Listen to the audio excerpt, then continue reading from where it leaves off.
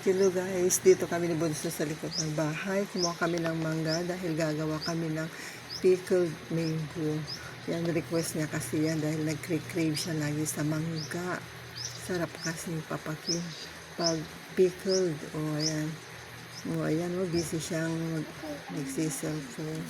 Ang pinupulot na niya. Siyempre, bago namin gawin ay hugasan muna ang mangga.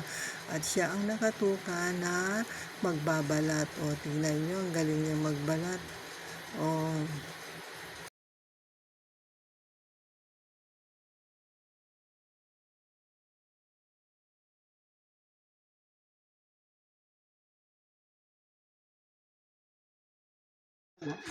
May dalawa kami nakuhang manibalang. Masarap yan. Kahit hindi isawsaw, hindi siya maasim. Ayan, kinagatan ko na para malaman. Ayan, sarap. Pero yan, hindi ko na ihahalo sa gagawin naming pickle. Kakainin na namin.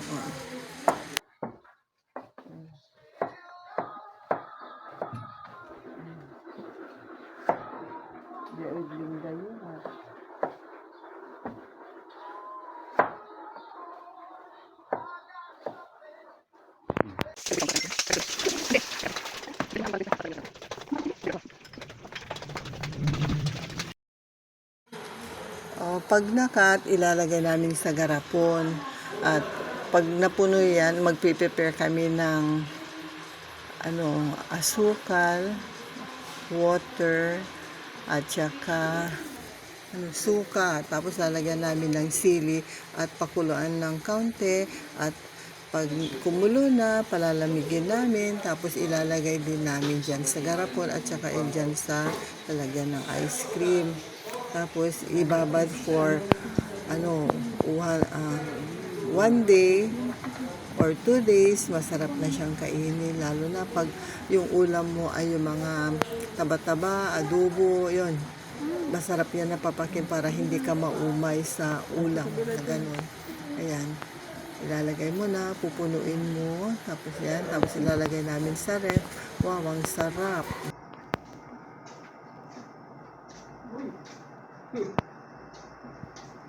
Mo ilagay yung sili.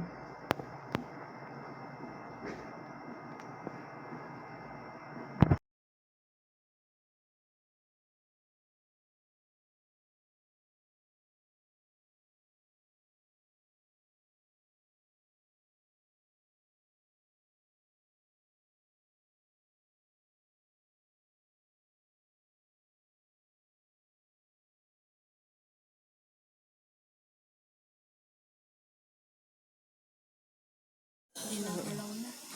Oo nga na. Tignan mo.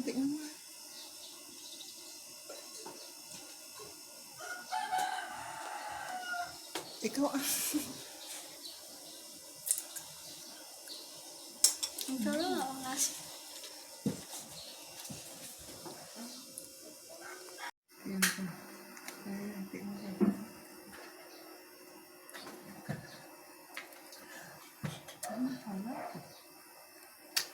Pinipeke niya kayo guys.